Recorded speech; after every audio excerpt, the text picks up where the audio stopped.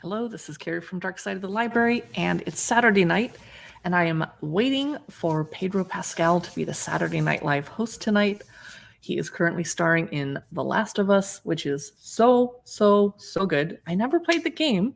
I played Silent Hill. I'm not much of a gamer, but oh my gosh, that TV show is so good. So I've been on a sci-fi kick recently, and we did a little poll question over on our Instagram, like, hey, sci-fi books aren't necessarily dark. There's a lot of sci-fi horror, etc. I mean, think of Aliens versus Predator. But I've been on a sci-fi kick, and I wanted to reread some of my old favorites from the masters. I'm not an Asimov fan, no offense. It doesn't work for me, but I understand how important he was and his books were, and they shaped sci-fi, etc. I prefer Arthur C. Clarke, Larry Niven, Ben Bova. My favorite sci-fi authors are mostly from the 80s, which is when I was in high school and college. Let's admit it, I'm a goth grandma. So I better go up here to comments, just in case someone says hello. I found an Arthur C. Clarke book that I hadn't read yet. We're just going to chat about these. Frederick Pohl. I love Ray Bradbury. I don't have any in my stack today to talk about.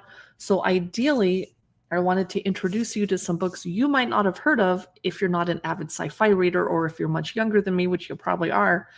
But if you are an avid sci-fi reader, you've already heard of these and read these. So we're going to chat one by one with this little stack. I went to a used bookstore and spent like $12 and was like, woohoo, score. You know you're going to find some good stuff when you see the Tor logo, or if you can find the yellow. Oh, I love when I drop books when I'm live streaming. You can find the yellow back. Signet did this. Daw did this. If you're in a used bookstore and there's this gigantic science fiction section, look for the yellow spine and you're going to get some good stuff. Now I have to pick up all the books I threw on the ground because I was so excited, so bear with me. Luckily, no one's watching. Okay, here we go. Okay.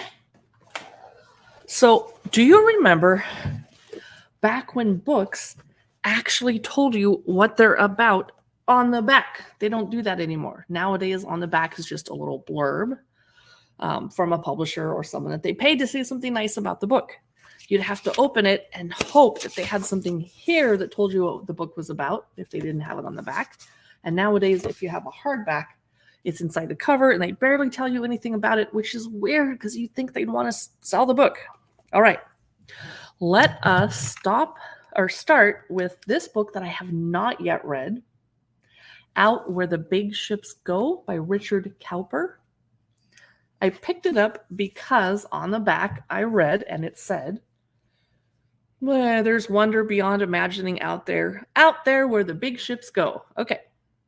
A starship brings back a gift from beyond the cosmos, a powerful and compelling game that sweeps the world. Oh, really? In this and other striking excursions into the farthest reaches of the fantastical, from the valleys of Persia to the edge of the universe, from the ancient days of Earth's great plague to the inner circles of the mind, Richard Cowper carries us aloft on sheer storytelling power. That makes me think this is a collection of short stories. Let's see. Yes, there's a story called Out There Where the Big Ships Go. There's a story called The Custodians, which I think I remember it won an award. I don't know. Paradise Beach, the Hertford Manuscript, and The Web of the Magi. So this looks like it came out in the late 70s. Oh, it's a pocket books, and 1975. All right, Out There Where the Big Ships Go. That's going to be a quick read, and I love short story compilations because I can read them in between doing something else, or I can read one a night and you finish it and go, I accomplished something, yay! All right, next, Arthur C. Clarke, The Sands of Mars. I have not read this because I was so busy reading Ray Bradbury's Martian Chronicles, which I love. And again, none of this is dark necessarily. So, Space Writer's Holiday. When a celebrated science fiction writer takes to space on his first trip to Mars, he's sure to be in for some heckling from the spaceship's crew. But Martin Gibson, man about space, takes it all in his stride. That is, until he lands on the Red Planet. Once there, the intrepid author causes one problem after another as he stumbles upon Mars' most carefully hidden secrets and threatens the future of an entire planet. This one seems a little sillier or less serious than the rest of Arthur C. Clarke's books. The Raging Sands. Some change in the failing light must have woken him. For a moment, it was impossible to believe that he was not still dreaming. He could only sit and stare, paralyzed with sheer astonishment. No longer was he looking out across a flat, almost featureless landscape, meeting the deep blue of the sky at the far horizon. Desert and horizon had both vanished. In their place towered a range of crimson mountains, reaching north and south as far as the eye could follow. The Sands of Mars. Now, this was actually written in the late 1940s when Mars seemed very much further away than it is today. The copyright on this is 1952 and 1967. This must be the 1967 edition, so I'm going to have to be careful with that because it's falling apart and it's only 2 years older than me. So speaking of Arthur C. Clarke, okay, this is an incredible book that I ended up thinking about for weeks after I read it, and I feel like I probably haven't read it for 8 to 10 years, so I'm going to pull up the Wikipedia because my Goodreads is not logged in. Wikipedia, Light of Other Days. So this came out in 2000, and I don't know why it hasn't been made into a film yet. So they discover a way to send digital information, like using kind of like a wormhole. So you have a time viewer. So they're all like, oh my God, I can view history. Let's watch Jesus Christ being born or being killed or whatever. Let's watch the Titanic sinking, and everyone's doing all this historical tourism. And then people realize, wait, I can use a wormhole to watch and listen to my wife when she claims she's out of town on business, etc. As you can imagine, being able to spy on anyone, anywhere, any time in history gives historians a whole bunch of work to do, but it also means you can't lie anymore because you won't get away with it. Everyone has to be completely honest at all times because they have no choice, and it changes and transforms society in multiple ways. It is so interesting, and the things I thought about after I read this were amazing. So one of the central themes of the novel, says Wikipedia, is that history is biased toward viewpoints of the person that wrote it, of course. So many historical events didn't happen as we now collectively remember or imagine it. So time viewer technology in the book shows that Jesus was actually the illegitimate son of a Roman centurion, and everyone's mind gets blown in the book. And they open a time hole to the beginning of life on Earth. And they find out we didn't come from where we think we did. Surprise! So it's really, really good read. You'll be thinking about it for a long time. I can't say there's a bunch of action. It's mostly concepts, but you do kind of care about the characters, and you're watching things unfold from their eyes, and it's kind of blowing your mind like, wow, this is incredible. So that is Arthur C. Clarke, The Light of Other Days, and it is also not dark, but that's okay. All right. This is another Arthur C. Clarke. I have not read this one. I thought I had, but I started reading the summary. Nope. It's set in the early 3800s. It's on a faraway oceanic planet of Thalassa, and I almost wonder if James Cameron read this and started thinking about Pandora. Whatever, that's fine. Thalassa has a small human population that was sent there by way of embryonic seed pod. Earth was sending them everywhere to try and keep, don't keep all your eggs in one basket. Let's try and colonize a bunch of places. Well, they explain kind of how that went, and they talk about neutrino emissions from the sun, because nuclear reactions that fuel the sun are diminished from the expected levels, and the sun could whatever. So they're trying to get the hell out of the solar system. So one ship went to the far-off ocean world of Thalassa, and there's a small human colony in the year 3109. And they didn't want to send live humans, so they sent seeds, blah, blah, blah. But the colony lost contact with Earth, as often happens in science fiction novels. Okay. So a volcanic eruption kind of just destroyed the communication abilities. So the Thalassans don't know what's happening back on Earth, and oh well. So 250 years after Earth ends, and nobody knows that, a ship called the Magellan arrives at Thalassa, halfway through their 550-year journey, to get to another planet called Sagan 2. Oh, I love that he named it after Carl Sagan. And then the arrival of the visitors from Earth kind of trips out the easygoing Thalassans, and they never thought they would see or hear from any other human beings besides themselves. And then there's some mutiny, and some things happen, and there's an ice shield that gets broken on the ship, and they might have to stay, and they're constructing a massive plant to freeze the ice blocks that they need for the shield. The Terrans and the Thalassans find out there's an intelligent sea creature living in the depths of the Thalassan oceans that they never knew about. What? And the Scorps are responsible for messing up some stuff at the factory, and wow. So a whole bunch of unforeseen events happen, and there's a lot going on. It's kind of a hot mess, but in a good way.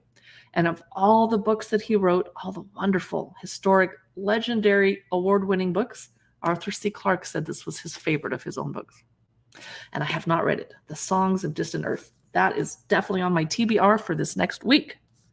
So the next book I wanted to chat with you about is Frederik Pohl, one of the grand masters of old science fiction from the 40s, 50s, 60s. Wow. This is Tomorrow Times 7. And it is short stories. I love those because I can just commit to one a day. They are The Haunted Corpse, The Middle of Nowhere, The Gentle Venusian, The Day of the Boomer Dukes, Survival Kit, The Knights of Arthur, and To See Another Mountain. That's about all I know about that one. Have not read it yet. If you don't know who Frederik Pohl is, look him up. Here's another one of his. A Plague of Pythons. An 8th plague had hit the world, worse than all the ancient 7 put together. So this, let's see, he was possessed. He had murdered a helpless creature, and the town had put him on trial for his life, not believing his story that he couldn't have stopped himself. He had been possessed. But by what? What was the dreadful power that gripped people haphazardly and at random, causing them to commit monstrous crimes and then returning them to a normal life? He didn't know. But if he could escape the hangman, he was prepared to spend his life finding out. That's A Plague of Pythons, and this looks like it's from the mid-70s. Ooh, I was wrong, 1965. I'm so glad people kept their paper books backs, and did not let them get rotten and destroyed and moldy and mildewy. I mean, that happens to a lot of books. But I wouldn't be able to hold this in my hand if someone hadn't very carefully kept it all these years somewhere in a basement or attic. And this publisher is Ballantine. They're kind of still around publishing the occasional book, but they're an imprint of a bigger publishing company that got swallowed up by another bigger one. Kind of depressing. All right. This is probably Larry Niven's most influential, best-known book, Ringworld. If you are a massive sci-fi fan, you probably have read this and love it. I have not read it. OMG. But I know it was very influential, and tons of books and movies came out that had been influenced because the author of them wasn't copying this idea, but they had read it and just it opened their minds to different possibilities. Whew. Ringworld can spin for gravity. It has gravity. Oh my gosh, it's roomy. It's 3 million times the area of Earth. It will be some time before anyone complains of crowding. There's a whole series. This is the first one, and this edition of this paperback is by Del Rey, published by Ballantine Books, 1970. And I had the pleasure of meeting Larry Niven at a sci-fi convention called Oricon in Oregon years ago, probably 10 years before he died. And he read us stories at midnight. I don't know how the old guy stayed awake because it was warm in the room and we all got sleepy and fell asleep. But I'm so honored that Larry Niven read me a bedtime story, even though I was sleeping in public, sitting up in a chair with everyone else. Okay, maybe he drugged us. I don't know.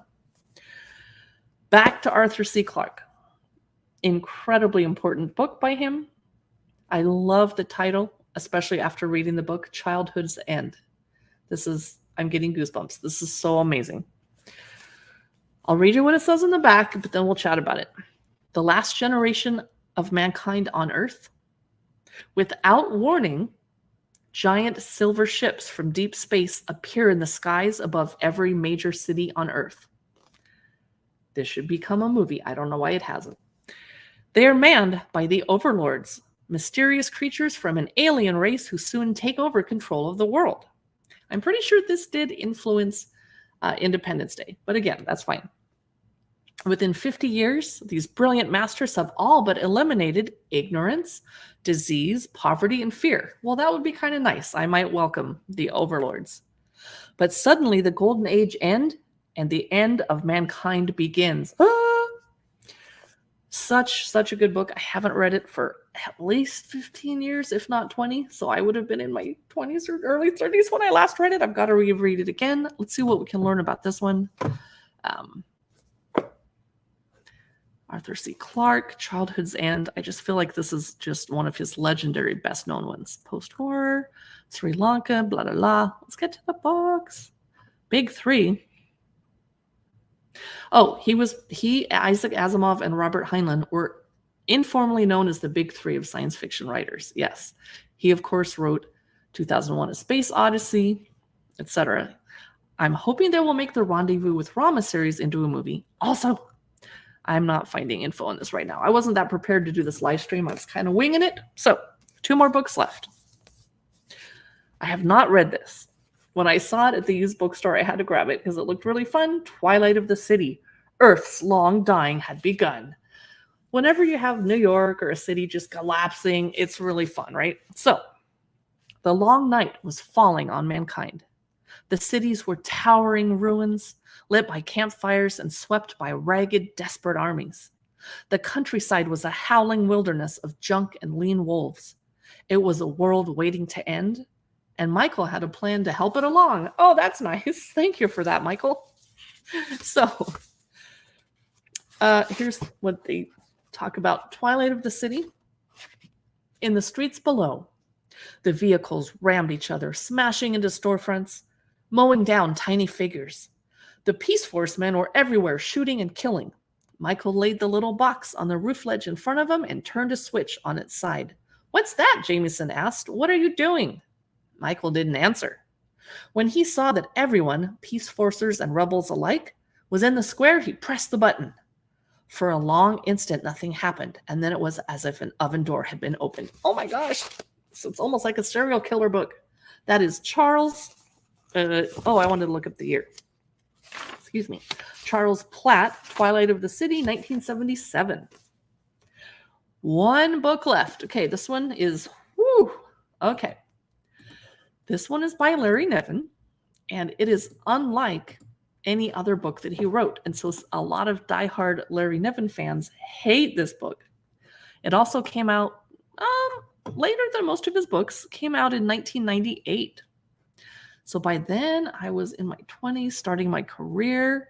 I definitely remember reading this and really enjoying it. It's not post-apocalyptic, but it feels like it. So it's set several hundred years in the future on an Earth-like planet that's called Destiny, and it's along a length of fused bedrock that they call the road. The main character is Jemmy, and he's trying to drive up the road, but no one who's ever gone past a certain point has ever returned. That doesn't mean they're dead. It just means maybe they found a better place, didn't want to come back. There's a potassium issue on this planet that the colony didn't know about when they landed there and set up, and everyone almost died. And then they found speckles, an indigenous plant that had adapted to concentrate potassium. And so now they can live on the planet as colonists because they can make potassium, but everyone has to trade in it, kind of like the spice on Dune. And suddenly there's a monopoly on potassium, and you're lucky if you can get those speckles, etc. So Jemmy is around age 10 when the book starts off, and then he's exploring. He becomes a teenager in young adult years. We kind of skip ahead in time, and then he's in his 40s, and he lives in Spiral Town, which is where he was born, at one end of the road, but no one there knows what lies beyond just the shortest distance of the road. And he joins a caravan and starts traveling, and I just found it really, really interesting. People that like Larry Niven's other body of work complain that the characters aren't very good and they're kind of bored, but I kind of liked this very much. And I just thought it was interesting. It was, maybe for me, it was about the world building. So that is Destiny's Road by Larry Niven. And that is the end of this live stream about science fiction books. Thank you for watching. No one was here live, but I'm sure some people are going to watch it on the replay, so I appreciate you. And we have some new podcast episodes coming out next week on dark fiction that's not sci-fi for February 2023. Bye.